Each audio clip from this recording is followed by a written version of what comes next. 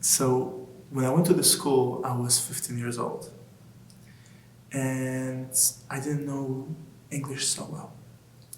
And coming to the yeshiva, not knowing English and not knowing,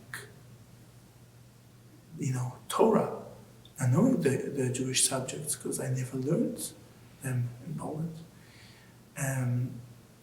So I was behind. So they said, we'll put you to second grade. You'll sit with the little kids, and you'll learn. So I said, okay. And they got me a big desk.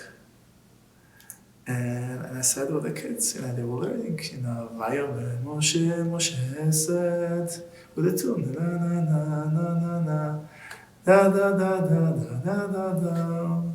And I would learn the psukim, the verses in the Torah with the Rebbe. And I remember when I said my first pasuk in my life, and I translated it into English with a tune, all the kids were clapping.